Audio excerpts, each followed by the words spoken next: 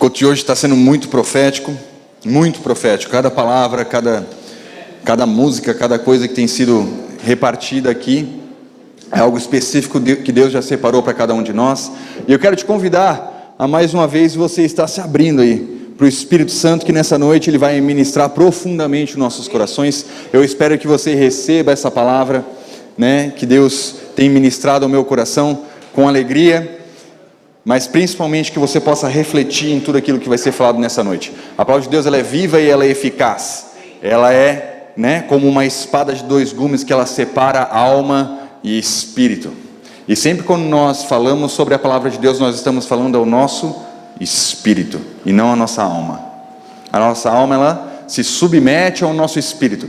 Quando Adão ele foi criado como alma vivente. Mas quando Cristo enviou o seu Espírito, nós deixamos de ser almas viventes para nos tornar espíritos vivificantes. Essa é a diferença. Por quê? Porque nós deixamos de ser apenas uma criatura para sermos parte de quem Ele é. Assim como 1 João fala, assim como Ele é, nós somos. Nós somos nesse mundo. Amém? Você é como Cristo aqui na terra.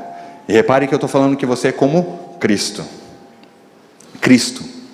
Você é uma parte de Jesus, você faz parte desse corpo. Assim como Ele é, você é aqui nessa terra. E todas as vezes, não, eu vou deixar isso para falar depois, mas não tem problema. Você tá... Eu sei que vocês aguentam, mas não se preocupa, vai chegar a hora. Há tempo para todas as coisas. Querido, você está preparado hoje? Amém? A gente vai ler bastante Bíblia hoje. Tá com um pouquinho de microfonia. Obrigado. Pega a sua Bíblia, a gente vai ler bastante hoje, porque a Bíblia é o Logos de Deus, né? É a palavra de Deus. Cristo também é a palavra, então Ele se reflete através da palavra, amém? A gente vai abrir então Isaías 30, acompanha comigo. Esse texto é maravilhoso, maravilhoso. A partir do versículo 18, ele diz assim... Eu vou esperar um pouquinho para vocês abrirem. Contudo, Yahvé espera o momento de ser mais uma vez misericordioso e mostrar-vos a sua graça. Isso aqui a gente está falando num contexto de lei. Tá? A gente está falando num contexto antes da cruz. E a gente precisa sempre ter esse entendimento. Quando a gente está lendo a palavra de Deus, existem alguns públicos que a palavra de Deus ela se refere, ela está conversando antes da cruz, ou depois da cruz, ou ela está conversando com judeus, ou ela está conversando com gentios, ou ele está conversando com espíritos vivificantes, e a gente precisa começar a entender para quem que ela está falando. Aqui a gente está falando no momento lei, tá? Então vamos ler aqui o que o profeta Isaías, tá? Um profeta messiânico, ele está trazendo para o povo. Olha só. Contudo, Yahvé espera, ele aguarda, ele anseia o momento de ser mais uma vez misericordioso e mostrar-vos a sua graça. Ele se ergue para demonstrar-vos toda a sua compaixão, porquanto Yahvé é Deus de justiça. Como são felizes todos os que nele depositam sua confiança e a sua esperança. Olha isso aqui. Como são felizes todos aqueles que nele depositam toda a sua confiança e a sua esperança. Você quer saber qual é o segredo da tua felicidade? Você quer saber como é ser feliz? Você quer saber o que é o significado da verdadeira felicidade? O significado da verdadeira significado, da verdadeira... Travou tudo. Da verdadeira felicidade é poder confiar, depositar toda a sua confiança e esperança no Senhor. Porque quando nós...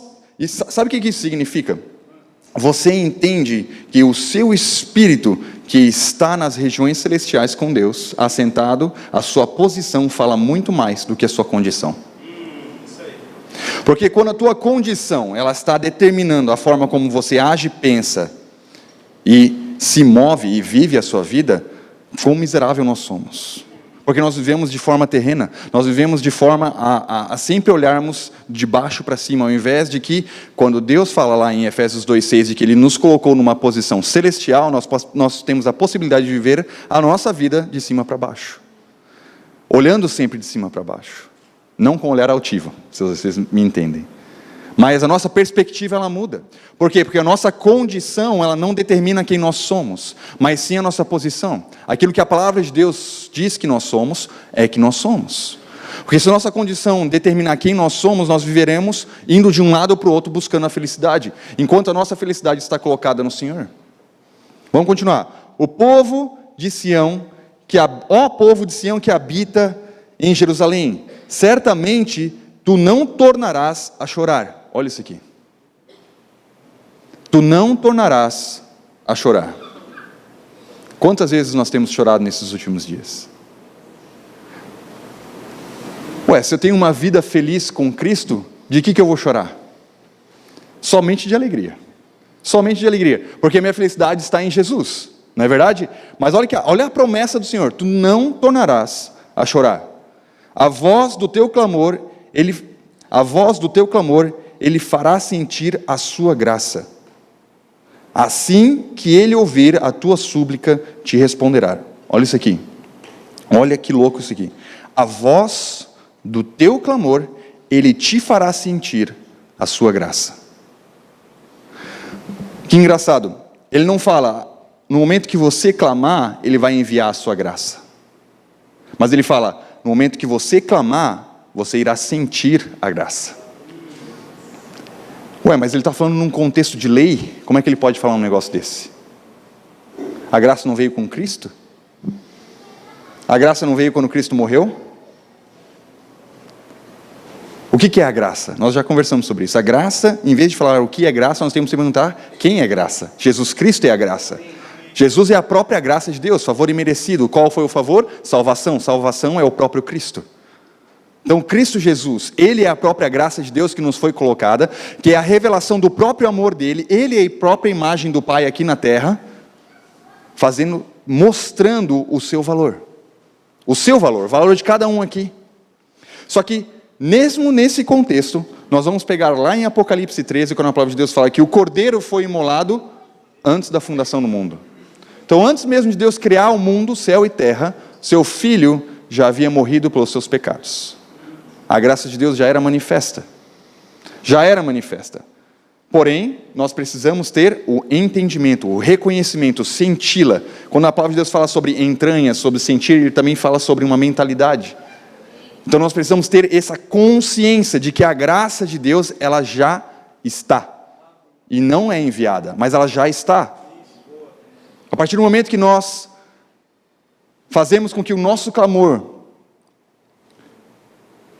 chegue, quando o nosso coração clama, quando a gente entende que a gente não tem mais para onde ir, assim como Pedro falou, nós temos a oportunidade de sentir essa graça.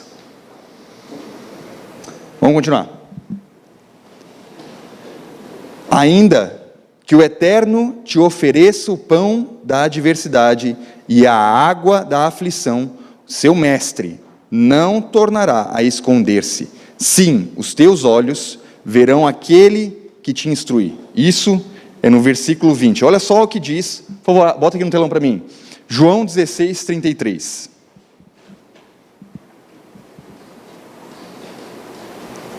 João 16, 33. Isso.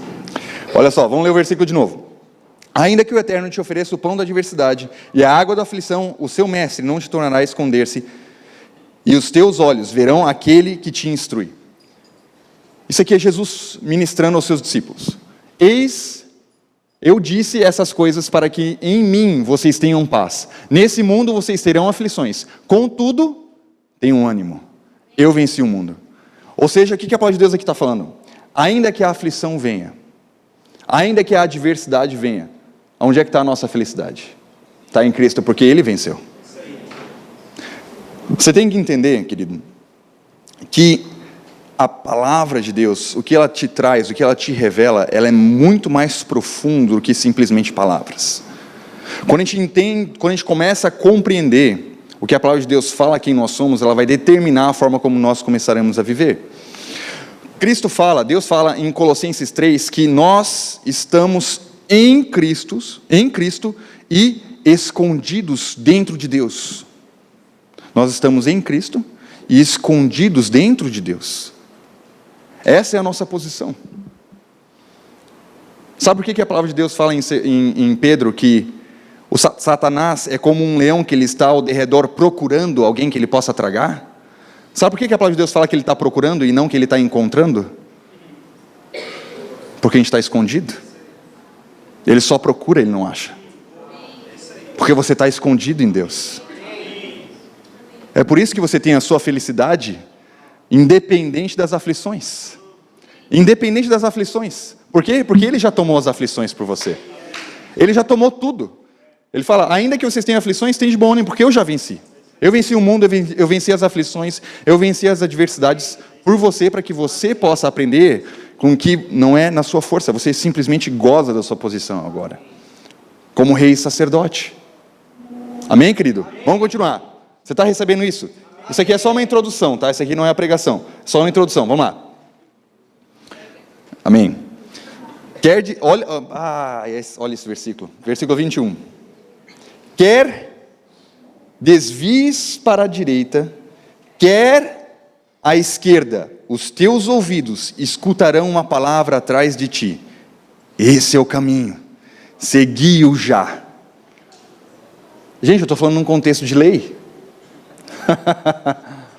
O que diz Deuteronômio? Deuteronômio, bota para mim lá. Deuteronômio 28, versículo 14 e versículo 15.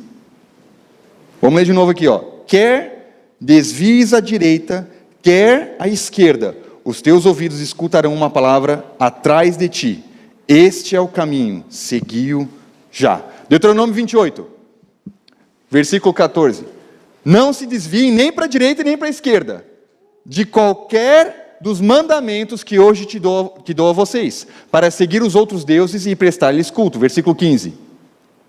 Entretanto, se vocês não obedecerem ao Senhor, seu Deus, e não seguirem cuidadosamente todos os seus mandamentos e decretos que hoje dou a vocês, todas essas maldições cairão sobre vocês e os atingirão. Essa é a lei. Vos apresento a lei. Essa é a lei que te diz, pisa só um pouquinho para o lado da linha, ou só um pouquinho para o outro lado, todas as maldições vão cair sobre você. Isso é que a lei fala. Por quê? Porque aqui nós estávamos numa condição de alma, nós estávamos numa condição de alma vivente, nós não estávamos assentados, nós não estávamos com Cristo. Nós necessitávamos de Salvador. É isso que a palavra de Deus fala. Que a lei ela é perfeita, mas para poder te conduzir até Cristo. Agora, a lei está falando, vai um pouquinho para a direita, vai um pouquinho para a esquerda, e você será maldito. Você será amaldiçoado. Todas as maldições que há, cairá sobre você. Mas olha só isso aqui. O que a palavra de Deus diz. Em Gálatas 3, deixa eu abrir aqui rapidinho. Em Gálatas 3, como eu disse, a gente vai ler bastante Bíblia hoje, gente. Gálatas 3, versículo 13. Foi Cristo quem nos redimiu da maldição da lei. Olha isso aqui. Foi Cristo quem nos redimiu da maldição da lei. Viu? Olha aí, está chorando de alegria. Quando a si próprio se tornou a maldição em nosso lugar. Pois como está escrito, maldito todo aquele que for pendurado no madeiro. Ou seja, o que a palavra de Deus está falando aqui?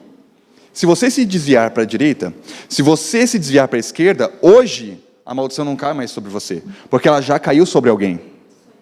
Ela já caiu sobre alguém. Ao invés disso, em vez da maldição cair sobre você, sabe o que cai sobre você? O Espírito. Fazendo o quê?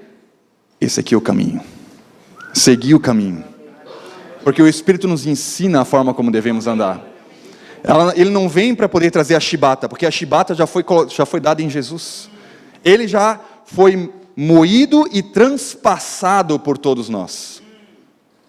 Todos nós, todos nós.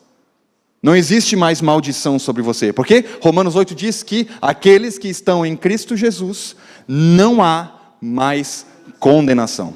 Não existe mais nada Eu posso trazer alguém, um juiz aqui, apontar o dedo para você e falar, condena ele, não tem mais condenação. Por quê? Porque já não existe mais culpa, tudo aquilo já foi sanado, tudo aquilo já foi completamente apagado.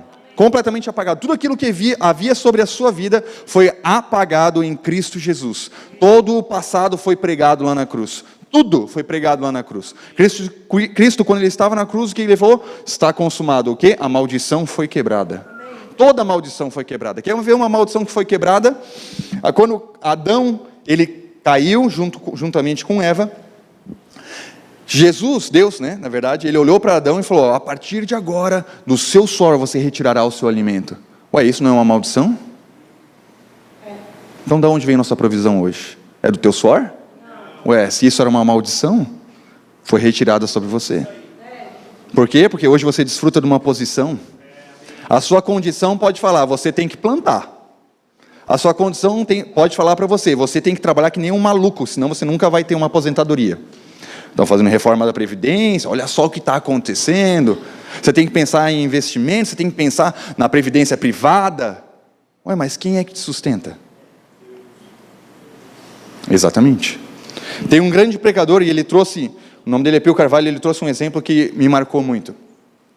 O exemplo que ele trouxe foi o seguinte, quando Adão, ele foi retirado do jardim, né, ele foi expulso do jardim, ele como uma raça fez com que todos nós também fôssemos expulsos do jardim. Porém, hoje, nós não vivemos mais como pessoas expulsas. Por quê? Porque o próprio Cristo falou, assim como eu fui enviado, eu vos envio. Ok, alguém poderia chegar para mim e falar, Elias, eu te envio para o púlpito, no sábado à noite, no culto de GV. Ué, mas eu já estou aqui no púlpito, como é que tu vai me enviar para cá? Eu já estou aqui. Então você concorda comigo que alguém não pode ser enviado para um lugar onde ela já está? Então ela precisava estar em algum outro lugar para poder ser enviado.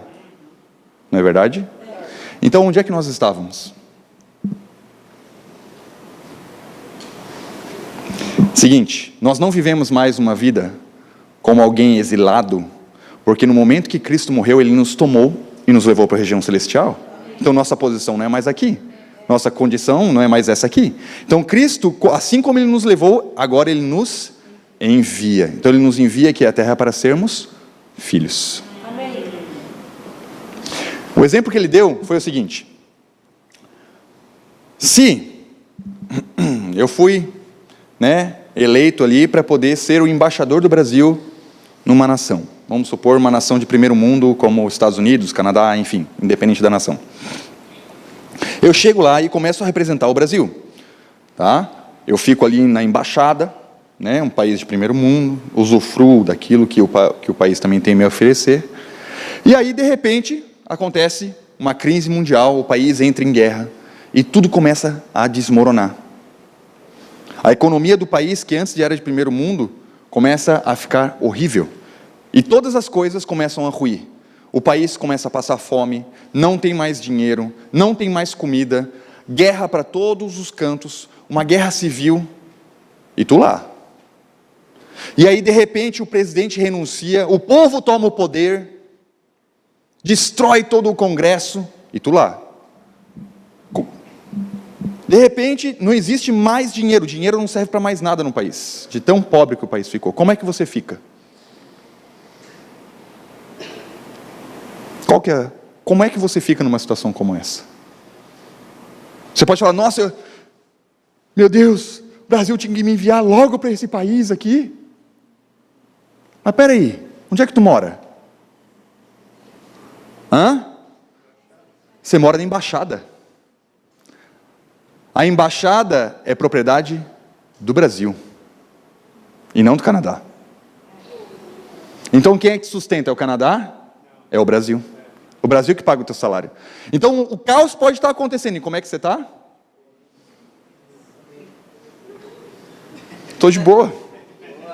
Eu estou de boa. Por quê? Porque quem me sustenta não é esse país. Quem me sustenta não é o mundo. Não é a maldição mais que me sustenta. Está entendendo? É o próprio Deus que me sustenta. Porque é a minha posição que me mantém onde eu estou. Então, ainda que você se desvie, para a esquerda ou para a direita. O Espírito está sobre você falando, este é o caminho. Esse é o caminho. Aí, Elias, mas você está dando então um aval para poder pecar. Vou desviar para poder ir para a esquerda e para a direita. E o Espírito vai estar lá para poder me falar um caminho. Não, não estou falando isso. Se você acha que isso é um aval para poder pecar, me desculpa, isso só revela a sua imaturidade.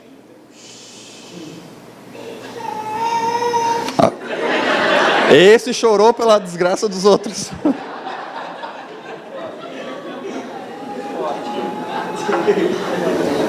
1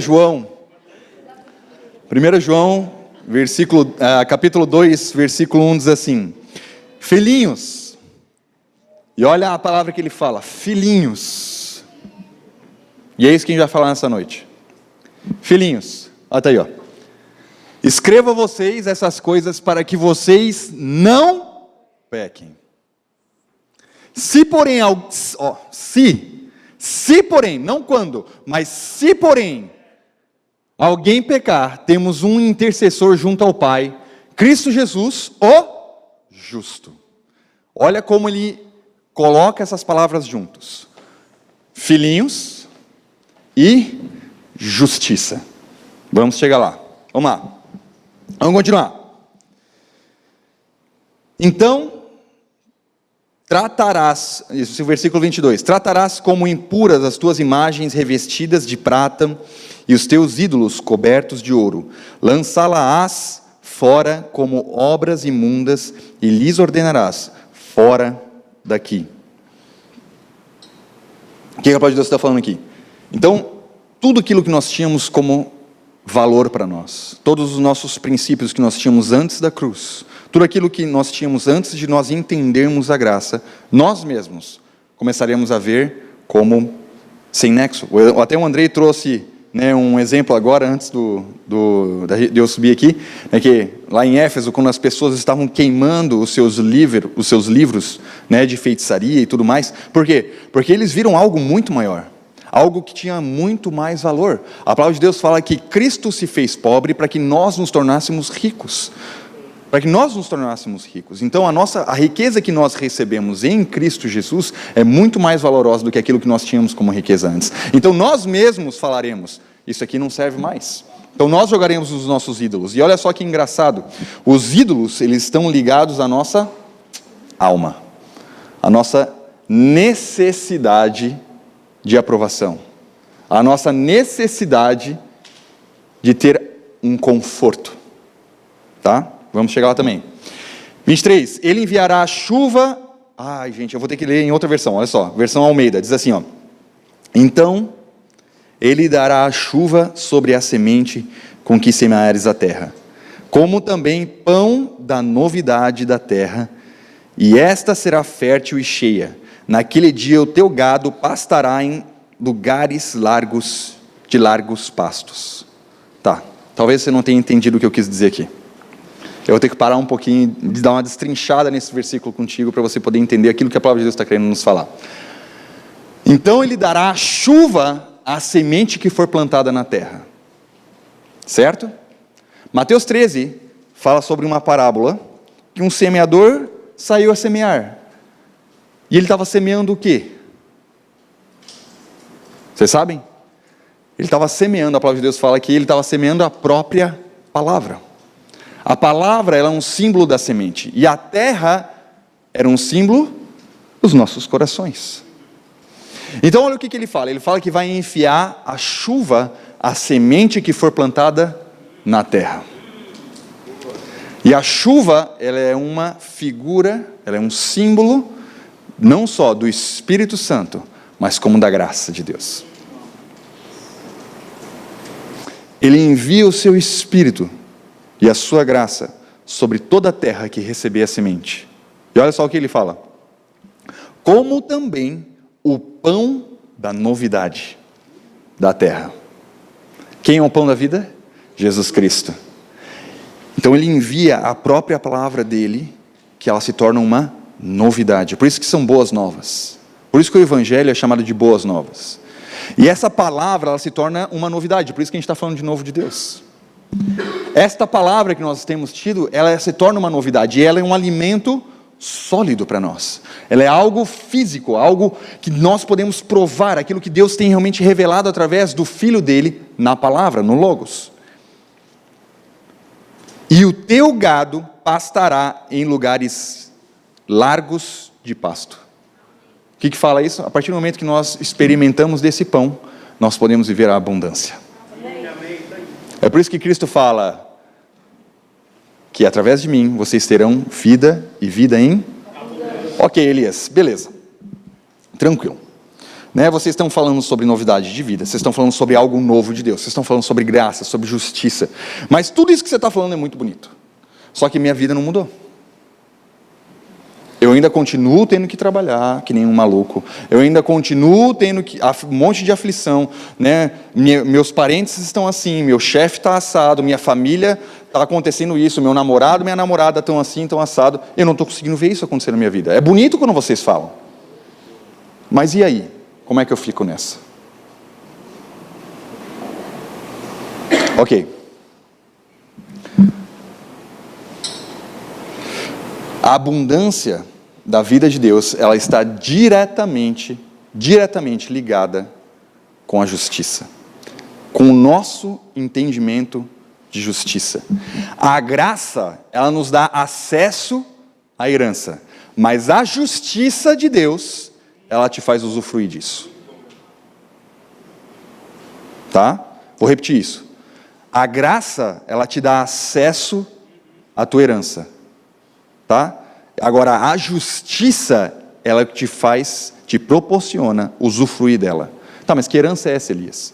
A mesma herança que Deus tinha dado a Abraão. Essa é a herança. E qual que é a herança? O mundo. É a abundância. Tá? Fala sobre pessoas, mas fala também sobre uma vida abundante. Fala sobre você poder desfrutar de uma vida sem doença.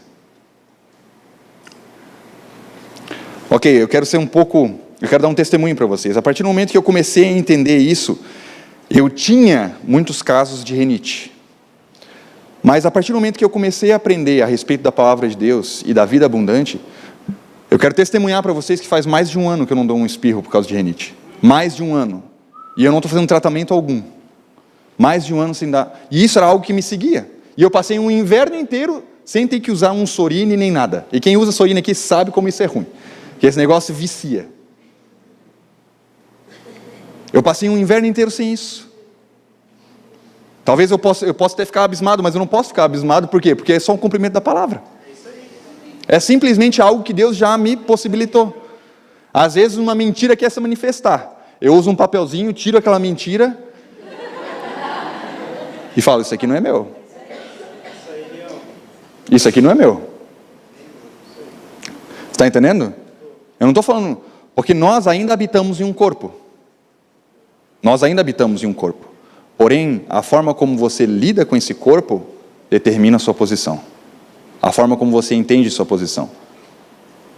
Se a palavra de Deus fala que você é curado, como é que você vai andar? Isso aqui é um bom exemplo. A própria palavra de Deus fala que Jesus, ele é o Logos, ele é a palavra de Deus. Tá? Isso quer dizer que, quantas vezes você leu na Bíblia Jesus falando, estou com rinite, estou doente. Você viu alguma vez Jesus falando isso? Você viu alguma vez Jesus falando, essa pessoa está morta? Todas as vezes que Jesus ressuscitou alguém, ele nunca falou que a pessoa estava morta. Ele falou, vamos lá acordar o nosso irmão Lázaro. Ou então quando aquela menina estava morta, e ele falou, não se preocupem, ela apenas dorme. Sabe por que Jesus não falava essas coisas? Porque ele é a própria palavra, tudo foi criado através dele, não é verdade? Então se ele falasse, ele estaria criando a morte. Ele estaria criando a rinite. Eu não tenho a palavra dentro de mim? A palavra de Deus diz em Provérbios que em nossa língua está o poder da vida e da morte. Ou seja, tudo aquilo que eu plantar com a minha língua eu vou colher. Ou seja, eu vou plantar rinite em mim? Então eu não tenho rinite. Eu não vou falar que eu tenho rinite, porque eu não vou criar isso em mim. E eu não vou comer desse fruto. Vocês estão entendendo? Ah, Elias, mas e quando eu vou no médico e o médico fala que eu tenho câncer? O que a palavra de Deus fala? Que eu vou ser curado ou não? Então quem é que está falando isso? É ele ou você? Ah, mas os economistas estão falando que a economia está indo de ruim a pior. Quem que fala as coisas aqui? É eles ou eu? Quem que me sustenta? É a economia do Brasil? Profetas da mentira, falsos profetas. Não é verdade? Talvez você não esteja entendendo tudo aquilo que eu estou falando. Talvez você esteja achando que é loucura. Mas receba. Só receba. Receba pela fé que o Espírito Santo, ele vai falar, é por aqui o caminho. É por aqui o caminho. Amém? Mateus 4, versículo 17, caracteriza a forma como Jesus veio à terra. Como eu compartilhei um pouquinho semana passada com vocês isso. Jesus veio à terra e a pregação de Cristo consistia em: arrependei-vos, pois o reino é chegado. Arrependei-vos, porque o reino é chegado. Essa palavra arrependei-vos, no original, ela significa metanoia. Jesus não estava falando para você olhar para si e falar, meu Deus, como eu sou cheio de pecado, e falar, Jesus, me perdoa pelos meus pecados. Não, ele não estava falando isso. A palavra metanoia, no original, ela significa mude a forma como você pensa. Então, aquilo que Jesus estava trazendo era, mude a forma como você pensa. Comece a entender aquilo que eu tenho pregado, aquilo que eu tenho falado de forma diferente, querido. Você ouviu lei e agora eu te falo graça. Entenda isso de maneira diferente. Ô Elias, mas e a lei? Como é que fica a lei? A lei não foi estipulada por Deus? Sim, foi estipulada por Deus, a lei é perfeita e foi para poder conduzir as pessoas a Cristo. Por quê? Porque antes da lei já existia graça. Então a graça sempre foi o plano de Deus. Então Jesus não estava trocando algo. Ele só estava revelando que chegou o tempo de nós entendermos a graça. Então ele falou, arrependei-vos. Arrependei-vos. Tá? Tanto que em Lucas 15, versículo 7, eu não vou ler com vocês, mas a palavra de Deus revela que a festa no céu, quando um pecador se arrepende. A gente sempre falou que a gente tinha que sair pregando o evangelho, e que quando alguém confessasse, né? Quando alguém confessasse que Jesus Cristo é o Senhor, tinha festa no céu. Mas a palavra de Deus está falando que ele tinha que se arrepender, e não que ele confessasse os seus pecados. A partir do momento que você muda a forma como você pensa, o céu entra em festa. Por quê? Porque ele recebe mais um rei. Vocês estão entendendo? Enquanto nós não nos tornamos alma viventes, nós não estamos lá. A partir do momento que nós recebemos a Cristo Jesus e nós entendemos nossa posição, o céu nos recebe em festa, porque mais um rei que está chegando. É óbvio, o rei está chegando. Como é que receberam Jesus em Jerusalém? O rei chegou. O céu te recebe em festa, meu querido. A partir do momento que você entende sua posição.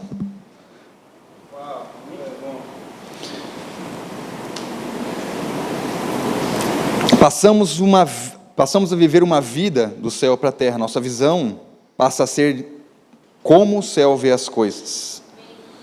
Deixamos de andar como pecadores e passamos a viver como reis. Romanos 4, isso aqui eu vou ter que ler com vocês. Versículo 25. Diz assim: deixamos de viver uma vida de pecadores e passamos a viver uma vida como reis. Agora presta atenção aqui, tá? Eu falei que a graça, ela nos dá acesso à nossa herança. Agora, a justiça é que nos leva a podermos usufruir dela, correto? Olha só o que diz Romanos 4, 25. Ele foi entregue à morte para pagar todos os nossos pecados e ressuscitado para a nossa completa justificação. Ele foi entregue à morte para pagar todos os nossos pecados e ressuscitado para a nossa completa justificação. Tá, Então eu quero que você entenda uma coisa. A obra de Jesus, ela não ficou somente na cruz. A obra de Jesus, ela não ficou somente na cruz. Tá? Eu sei que muitas vezes o símbolo do cristianismo, ela pode ser a cruz no peito, né, vazia e tal. Isso é muito legal. Só que eu acho que mais do que isso, o símbolo do cristianismo deve ser uma tumba vazia. Porque a tumba vazia fala muito mais do que a cruz vazia. Porque a ressurreição dele é que fez com que a obra seja completa. É esse que o versículo está falando. Você olhar somente para a cruz é você entender graça parcialmente. E aqui é que muita gente está errando. Aqui é que muita gente está errando. Por quê? Porque estão falando que a mensagem da graça, o entendimento da graça é o aval para que todo mundo peque. É o aval para que todo mundo possa viver a vida de maneira relapsa. Ah, então Deus me ama, Ele me perdoou, está tudo certo. Olha, Deus te ama, Deus te perdoou. Está tudo certo, Deus não é um Deus que está de mal com a vida, Ele está muito de bem com a vida, ainda que você caia, Ele está muito feliz, tá? Ele continua dando um sorriso, por quê? Porque o Espírito está atrás de você falando, esse é o caminho, vocês estão entendendo? Agora, o fato é o seguinte, você nunca vai conseguir usufruir da sua herança enquanto você não entender justiça. Você nunca vai conseguir usufruir da sua herança enquanto você não entender justiça. Nunca. Porque a graça parcial, ela só te leva a um momento de liberdade. Agora, viver em liberdade é outra história. Viver de forma livre. Quer um bom exemplo? O livro de Corinto. Você pode ler o livro de Corinto inteirinho. Tá? Corinto, ele era um istmo, ele era um ponto ali de passagem, onde muitos mercadores passavam, tá? Era uma rota de comércio, e eles tinham muitos escravos. E um dia alforriaram esses escravos. Os caras falaram, love and peace, estou livre, show de bola, beijo meu senhor, tchau, tchau, vazei, fui, e começaram a fazer tudo de forma banal. Por quê? Porque não sabiam lidar com a liberdade.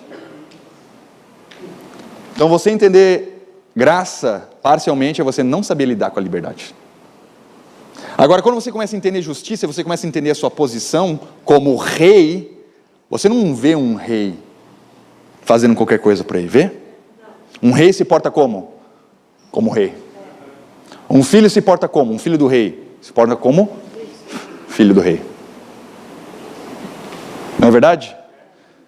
E eu não estou pregando lei aqui, meu querido. Não se engane. Tá? Porque o próprio Deus, Ele compartilhou de algo. Lá em 2 Coríntios, versículo 17, Ele fala que todos aqueles que morreram com Cristo, eles são nova criação. O próprio Deus, Ele compartilhou da natureza dEle com você. Então, assim como Ele é, você é. Deus é pecador? Não. Então, aqui é que está a questão. A partir do momento que nós começamos a entender a graça de forma plena, nós começamos a entender que existem algumas coisas, aqueles ídolos, lembra que a gente leu lá em Isaías 30? Eles começam a não fazer parte mais de quem nós somos. E a gente começa a falar, isso não tem mais valor para mim. É uma consequência e não mais uma lei. Entendeu? É muito legal quando eu falo para o meu filho, me dá um beijo aqui, filho. Aí ele vai me dar um beijo. É muito legal. Agora, quando ele se levanta e fala, beijo, pai, te amo. Ah, me derreto todo. Só não quando ele fala, me vê um PlayStation. Não, tá brincando. Está me compartilhando aqui. Mas, não, ele não fala ainda assim. Mas é muito legal quando isso parte dele. Por quê? Porque ele tem refletido aquilo que eu faço com ele. Eu vivo beijando meu filho. E quando ele me beija, ele simplesmente está refletindo aquilo que ele vê o pai fazer. Não é isso que Cristo falou? Eu só faço aquilo que o meu pai faz, eu só falo aquilo que o meu pai manda eu falar. Por quê? Porque é simplesmente um novo reflexo, você é um reflexo de quem Deus é.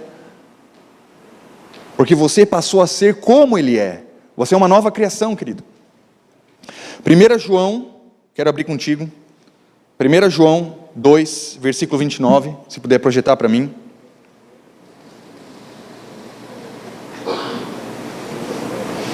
1 João, capítulo 2, versículo 29, diz assim, se vocês sabem que Ele é justo, saibam também que todo aquele que pratica a justiça é nascido dEle. Sabe de quem que você é filho? Você é filho do justo. Isso te faz justiça. 2 Coríntios 5, 21 diz que você é a justiça de Deus. Você é a justiça, você é o filho da própria justiça. Romanos fala que ele é o justo e justificador. Se você é filho dele, você se torna justiça. Você é a própria justiça de Deus.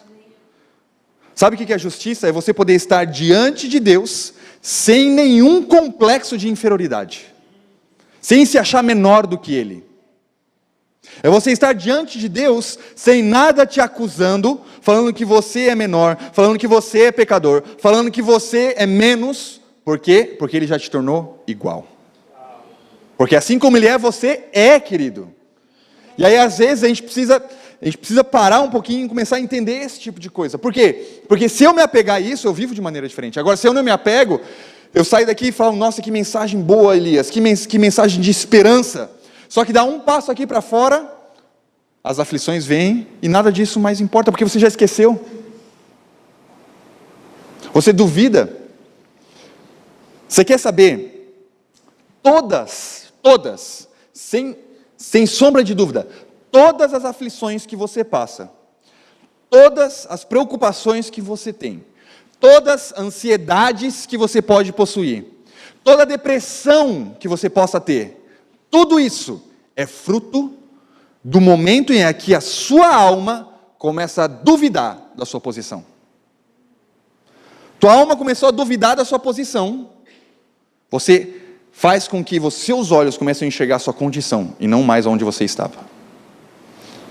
E meu querido, o mundo está cheio de aflição.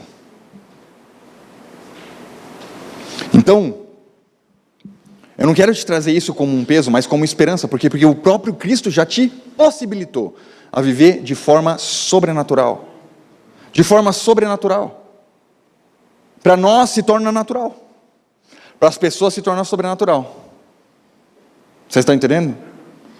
Porque a nossa olha isso aqui, a nossa natureza já não é mais aqui. Aquilo que é natural para nós já não é mais isso aqui. É natural para nós não vermos problemas. É natural para nós não vermos falta, nós não vemos morte. Nós não vemos doença. É natural para nós. É natural para você, querido. Eu estou declarando isso para que você entenda e receba por fé. Porque essa é a verdade, é o que a palavra de Deus está falando. Eu estou lendo só versículo com vocês aqui. Isaías 32, olha isso aqui. Isaías 32, versículo 17 diz assim: o fruto, olha isso aqui, nós somos filhos da justiça, tá? O fruto da justiça será a paz, e a obra da justiça proporcionará tranquilidade e segurança eterna. Você é justiça, meu querido. Você pode viver uma vida de forma tranquila, porque esse é o fruto da justiça. E não só isso, o fruto da justiça, ela é a paz. O fruto da justiça, ela é a paz. Muitas vezes a gente pode andar atribulado, aqui é que está a questão. A paz, ela não é abalada dentro de nós, apesar da tribulação. Romanos 5:1. Portanto, havendo sido justificados pela fé, temos paz com Deus. Olha aqui a cumprimento. A justificação trazendo a paz. Portanto, havendo sido justificados pela fé, temos paz com Deus por meio do nosso Senhor Jesus Cristo, por intermédio de quem obtivemos pleno acesso, pela fé, a esta graça na qual agora estamos firmados. Querido, você está onde? Você está firmado. Você está firme. Você está firme no quê? Nesse entendimento. Você está firme no entendimento de que você é justo. Você está firme no entendimento de que você é o reflexo da justiça de Deus. Você está firme no entendimento de que você é filho de Deus. De que você não é um escravo, que você não é um servo, mas você é filho. Você foi escolhido, você foi planejado. Você faz parte da boa, perfeita e agradável vontade de Deus. Você é a boa, perfeita e agradável vontade de Deus. Você é isso. Posso te dizer o que você é? Você é a esperança desse mundo. Amém. Isso aí. Você é a esperança desse mundo. A palavra de Deus fala que o mundo, ele geme, ele aguarda com anseios a manifestação do quê? dos filhos, se você duvida que você é filho, o que você vai ver? Estão entendendo? O mundo aguarda. Por quê? Porque o fruto da justiça é a paz. O fruto da justiça é a paz. E essa paz é a plena comunhão com Cristo. É a plena comunhão com Deus. A justiça ela nos colocou numa posição, Efésios 2,6. Somos feitos reis e sacerdotes. Filho do rei, o que é? Reizinho é.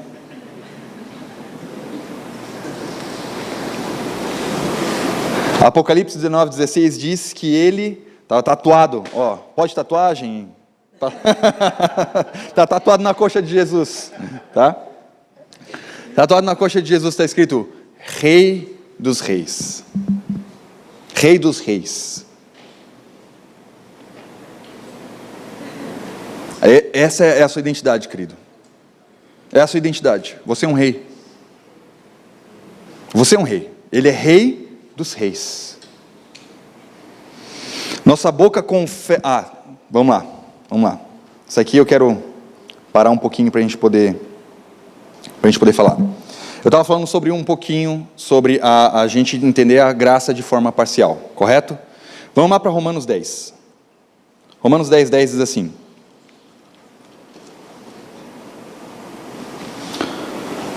porque com o coração se crê para a justiça, e com a boca se faz confissão para a salvação. Aqui eu quero parar um pouquinho, porque eu não vou entrar no quesito soteriologia, que é o estudo da salvação. Eu não quero entrar no assunto da forma como você é salvo, o que determina a sua salvação, se é uma oração de entrega, se não é, se são os frutos, se são o quê. Eu não quero falar isso agora, tá? Eu acho que não vem o caso. O fato é que o fato da gente falar é simplesmente uma consequência de que o nosso coração crê. Olha o que está dizendo o versículo. Vamos ler. Porque com o coração se crê para a justiça. Então aquilo que eu creio em quê? Em que eu devo crer? Eu devo crer que Jesus morreu? Ou eu devo crer que Ele ressuscitou? Porque a morte dos pecados foi simplesmente um ato, um intermédio para que eu possa viver. Eu não quero viver a morte de Jesus, eu quero viver a vida dele.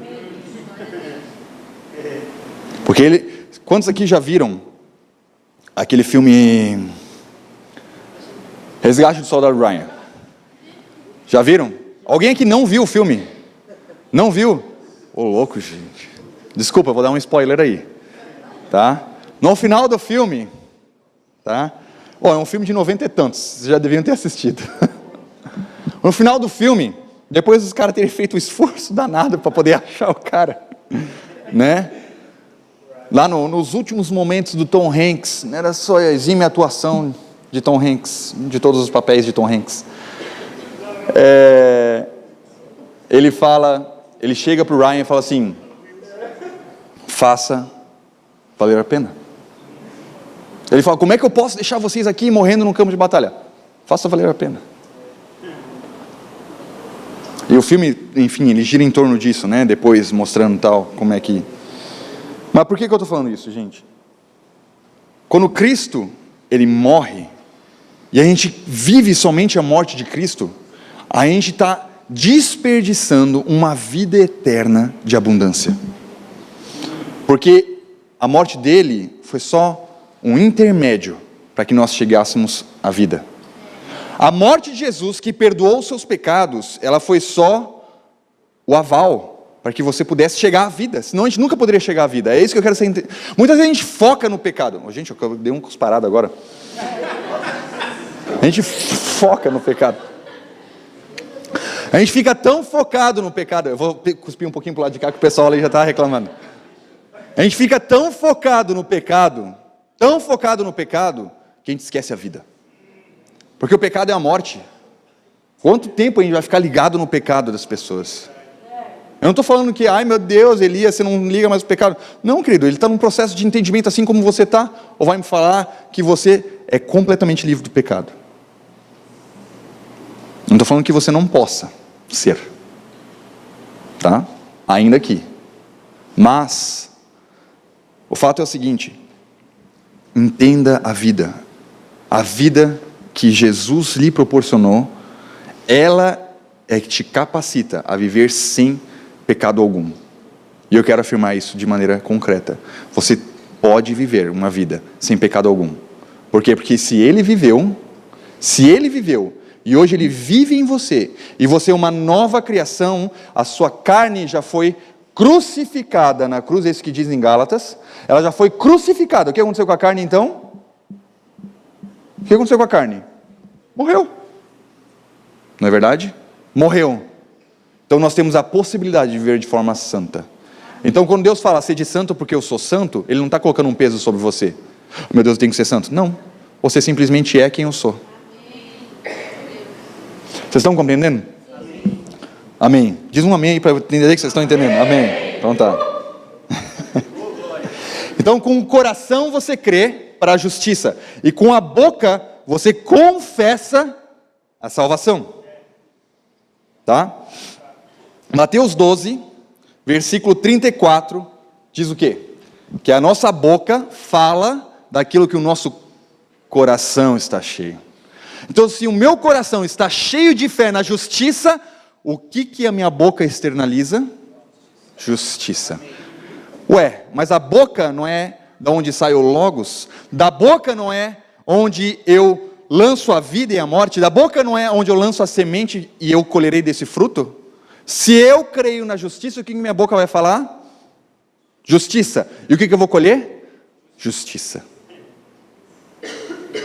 Então, quando eu falo justiça, eu estou plantando justiça nas vidas das pessoas.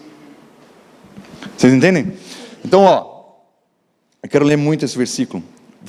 Provérbios 23, 7 diz assim: porque assim como imagina em sua alma, assim ele é. Olha isso aqui. Assim como ele imagina em sua alma, assim ele é. Ou seja, tudo aquilo que você pensa a respeito de você, é a forma como você vai viver. Então, se você se vê como um pecador, me desculpa, querido, você vai andar como um pecador. Se você se vê como alguém indigno, você vai andar como alguém indigno. Se você se vê como alguém santo, você vai andar como santo. Se você crê que você tem uma luta diária, você vai sempre ter uma luta diária. Se você crê que tudo já foi consumado, tudo já foi consumado. A forma como você crê, a forma como você pensa. Por isso que Cristo veio falando o quê? Metanoia. Você precisa mudar a forma como você pensa. Se eu creio que minha justificação é só lá no final dos tempos, ou os católicos, a pessoa que gosta de escatologia, né? Então você vai viver dessa maneira, querido. Se eu ainda creio que eu preciso cumprir a lei, você vai viver tentando cumprir a lei. Então, a forma como eu creio, a forma como eu entendo, isso se manifesta na minha vida. Tá? Gálatas 3. E aqui, eu quero começar a pregar. Que eu terminei a introdução.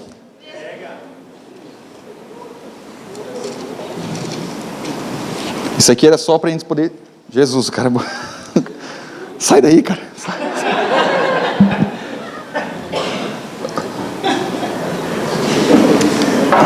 Vamos lá. Eu vou tentar resumir essa parte aqui, então.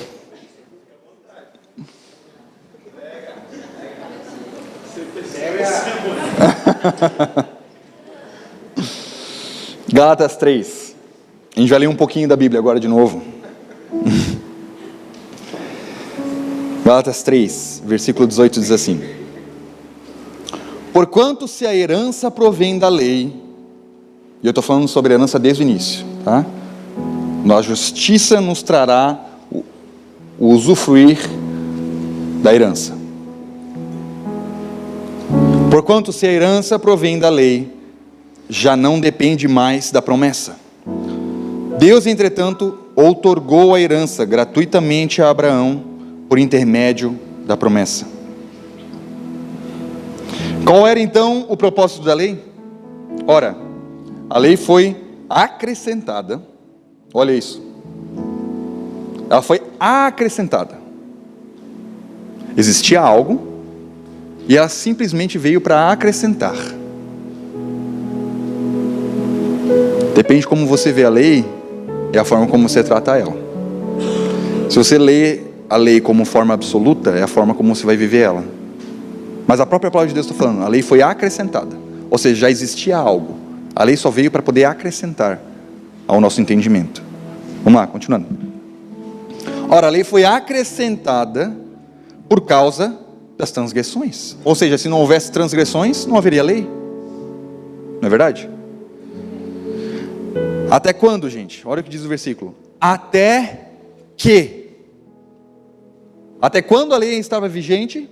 Até que viesse o descendente, a quem se referia a promessa, e foi promulgada por meio de anjos pela mão de um mediador, que esse é Cristo Jesus.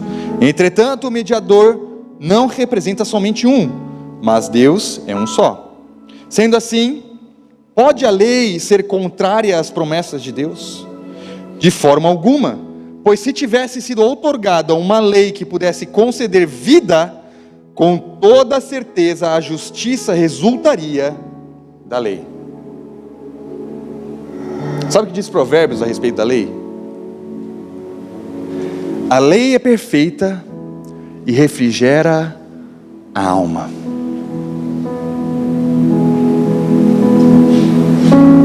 Ela refrigera o espírito. Então ela só está aí para poder afagar quem você é. Aquilo que você faz por si só. Aquilo que você pode fazer pelo seu próprio braço. Eu tenho cumprido a lei. Então ela dá uma afagadinha na sua alma. É isso que a lei faz. A lei é perfeita. E ela apacenta a alma.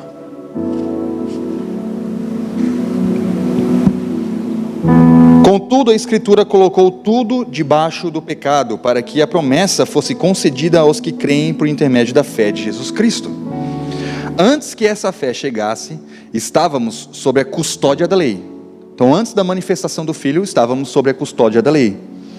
Nela, aprisionados, até que a fé haveria de vir fosse revelada. Então estávamos aprisionados à tutela da lei até que essa fé fosse revelada. Desse modo, a lei se tornou o nosso tutor, a fim de nos conduzir a Cristo, para que por intermédio da fé fôssemos justificados. Através da lei? Não, através da fé. Então a fé, a lei, ela nos conduziu a Cristo, para que a gente pudesse crer na obra dele e assim sermos justificados. Crermos na morte? Não. Crermos na obra completa, que envolve a ressurreição, a vida dele em nós. Agora, no entanto, havendo chegado à fé, já não estamos mais sujeitos a esse tutor. Porquanto todos vós sois filhos de Deus, por intermédio da fé que tendes em Cristo Jesus. Pois todos quantos em Cristo fostes batizados, de Cristo vos revestistes. Não há judeu nem grego, escravo ou livre, homem ou mulher, porque todos vós sois um em Cristo Jesus. E se sois de Cristo, então sois descendências de Abraão e plenos herdeiros, de acordo com a promessa. A partir do momento que nós cremos na justiça, ela nos faz usufruir da herança. Mas ele não para aqui, vamos continuar lendo. Afirmo, porém, que durante todo o tempo em que o herdeiro é menor de idade, ele nada é diferente de um escravo, mesmo sendo dono de tudo. Essa palavra filho, essa palavra criança, tá? O herdeiro, aqui nesse contexto de Gálatas, é a palavra népios, no grego.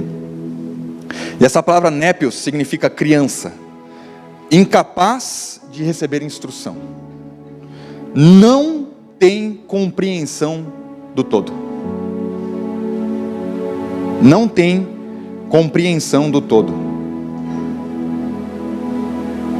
Ou seja, todas as vezes que eu entendo a cruz, a obra de Cristo, de forma limitada, eu não tenho uma compreensão do todo, isso me torna um escravo. Isso me torna um escravo.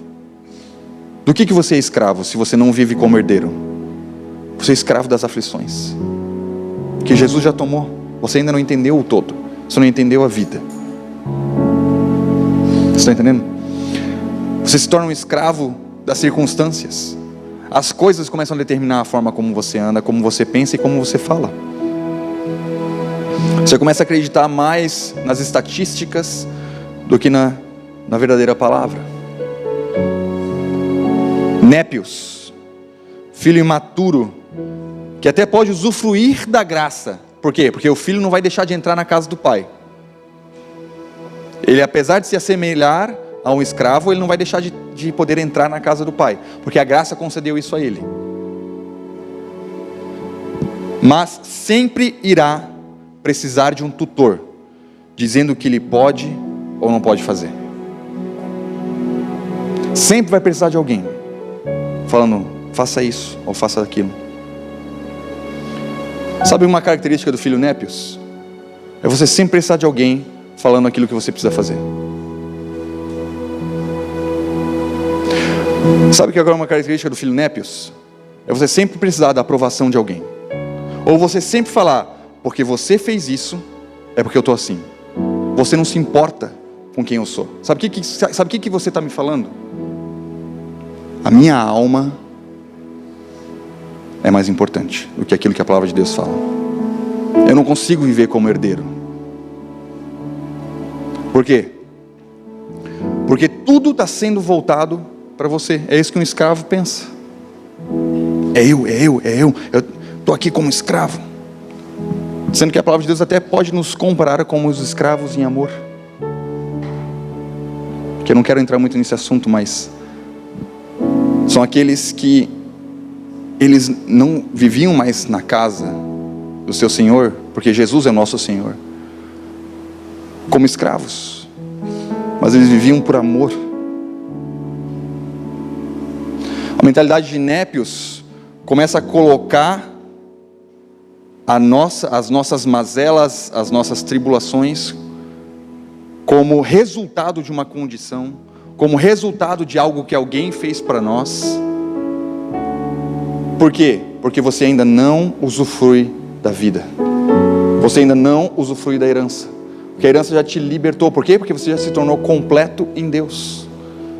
Não existe pessoa que pode fazer isso por você. Não existe pessoa que possa fazer isso por você. Não existe pastor, não existe profeta que possa fazer isso por você. Não existe ninguém que possa te dar essa paz. Porque fomos justificados, nós temos paz com Deus. Nós temos paz. Então, ainda que as pessoas falem com você, você vive em paz. Ainda que alguém tenha sido relapso contigo, você vive em paz. Ainda que teu chefe, ele te demita, você vive em paz. Ainda que alguém morra, você vive em paz. Ainda que você perca todos os seus bens, você vive em paz. Você vive feliz. Ainda que alguém te machuque, você perdoa, porque você está em paz. Porque isso não afetou você. Porque não é mais você quem vive. Você está entendendo? Não é porque eu sou superior, por isso que eu vou perdoar. Não. É porque não afetou mais você. Porque você morreu. Não sou mais eu quem vivo, mas Cristo vive em mim.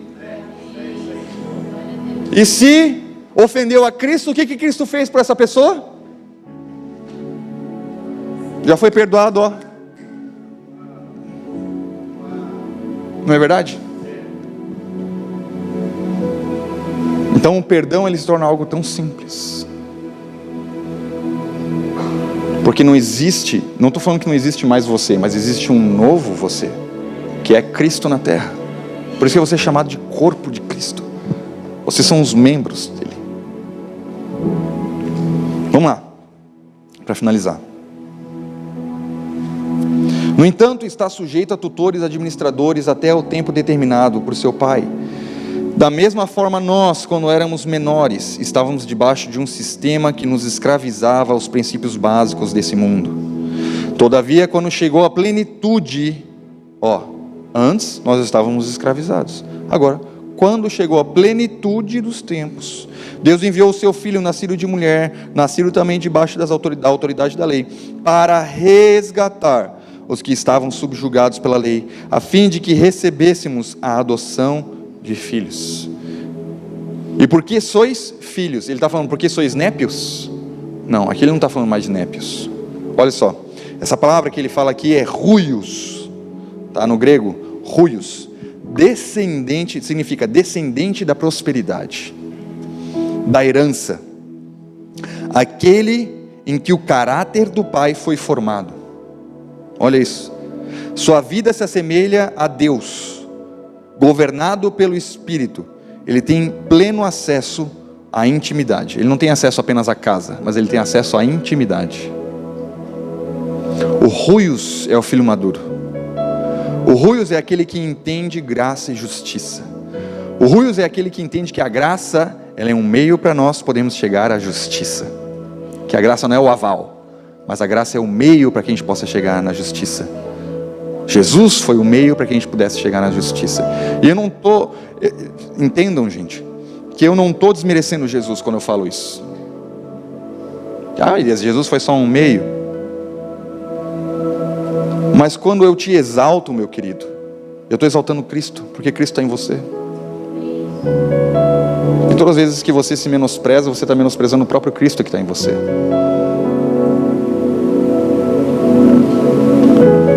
Você é muito mais do que você imagina. E isso aqui não é coaching. Se fosse, Deus seria o maior coacher. Mas não é, querido. Isso é a verdade. Você é bom, você é amado, você é planejado, você não é um fracasso, você foi planejado por Deus. A palavra de Deus fala que no ventre da minha mãe tu me teceste. Você é muito amado, muito, muito, muito amado. Usufruir desse amor é você começar a entender o que é maturidade. Porque eu posso amar o meu filho, Noah, o pequeno Noah, a Chloe que está chegando daqui a pouco, e se ele não se vê como alguém amado, você entende que o nosso relacionamento, ele sempre vai ter medo de quem eu sou, por ser pai. Então todas as vezes que eu falar, filho, não bota o dedo na tomada, por mais que isso seja para proteção dele, ele vai achar que eu estou reprimindo ele, que eu falo isso por causa que eu não gosto dele, ou que eu quero, pô pai, você está aí, né, só me bota para baixo. Mas qualquer atitude de amor e carinho que eu possa ter com ele, ele vai entender como repressão, porque ele não se vê como amado. Então a forma como você se vê, se você se vê amado, você vai ver o amor do pai em todos os momentos. Se você se vê rejeitado, estão entendendo onde eu quero chegar?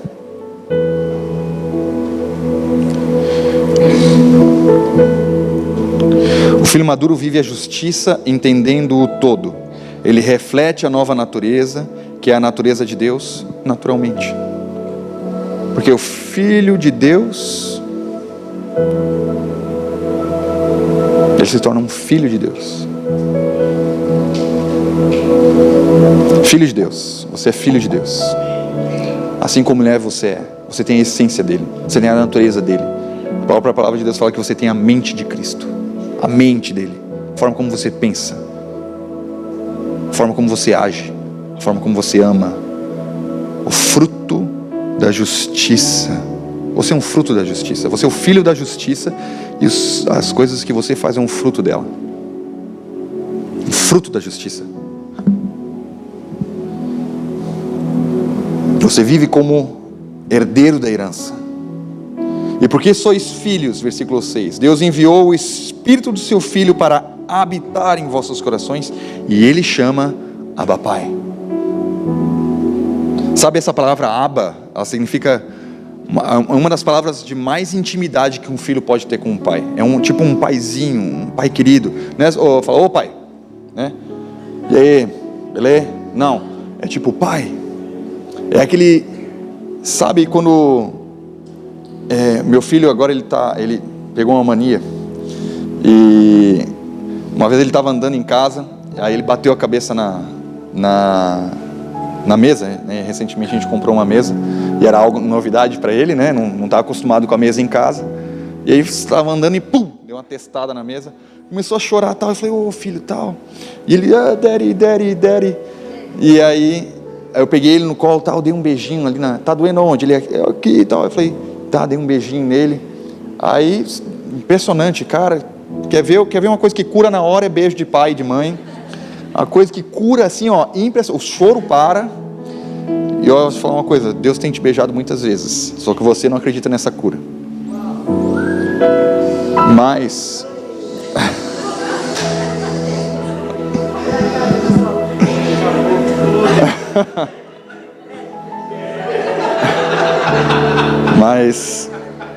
o que aconteceu? Ele pegou a mania de qualquer coisa que acontece, ele vem assim, pai, beija minha mão, beija meu pé, beija qualquer coisa, ele...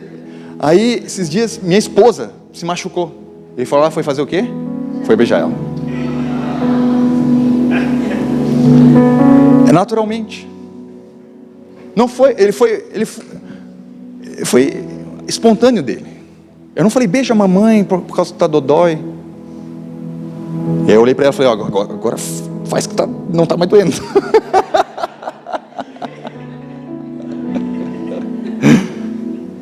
Mas é impressionante, qualquer coisa que machuca, ele vem, ou às vezes nem machuca. Teve um dia que ele estava brincando, ele batia a mão dele, de propósito, e vinha para eu poder beijar. Ele batia, ele fez umas 300 vezes.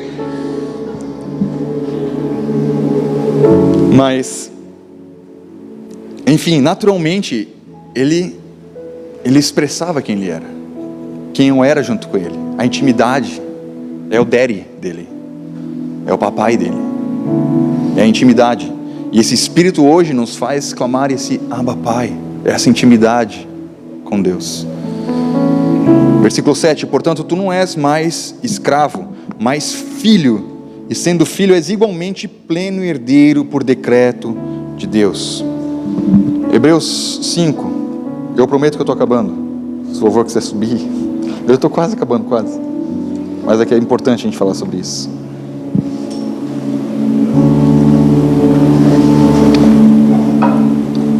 Hebreus 5, versículo 11, diz assim, quanto a isso temos muito que ensinar, assunto difícil de explicar, plenamente porque vos tornaste, especialmente porque vos tornaste indolentes em aprender.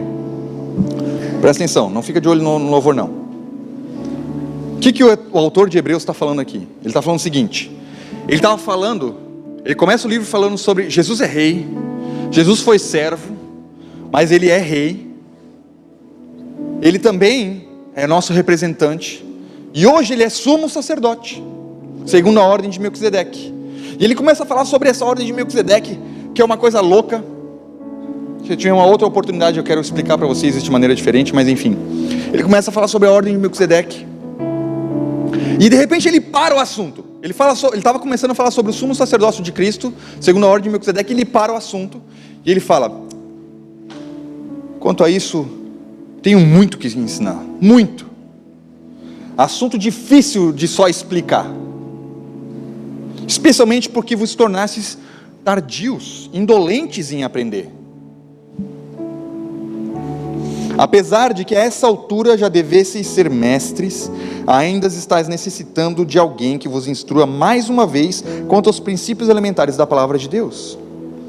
Voltastes a necessitar de leite quando já devias estar recebendo alimento sólido. Ele está falando de quem? De uma criança que volta a precisar de leite. Está voltando a precisar de leite quando você já devia estar recebendo alimento sólido.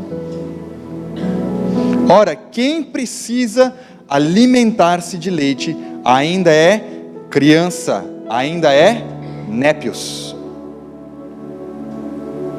e não tem experiência no ensino da justiça. Vive uma revelação limitada, vive um entendimento limitado.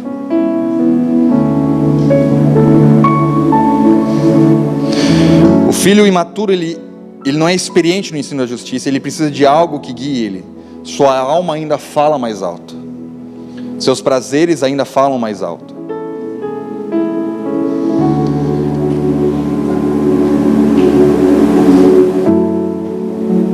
Olha isso aqui, Provérbios, eu leio em outra versão aqui, Provérbios, versículo 12, capítulo 12, versículo 17, diz assim: o que diz a verdade manifesta a justiça. O que diz a verdade manifesta a justiça. Nossa boca, ela fala para a salvação, não é verdade? Com o coração nós cremos para a justiça e com a nossa boca nós confessamos para a salvação. Agora, nossa boca, ela vai manifestar essa justiça. Ela vai manifestar essa justiça. Em Provérbios 11, para a gente poder finalizar, diz assim, versículo 30: o fruto do justo é a árvore de vida, e o que ganha almas é sábio. O fruto do justo, ou seja, o fruto de quem eu sou, é uma árvore de vida. É uma árvore de vida, onde as pessoas elas podem tomar e se alimentar disso, onde as pessoas podem experimentar de vida, porque eu possuo a vida dentro de mim.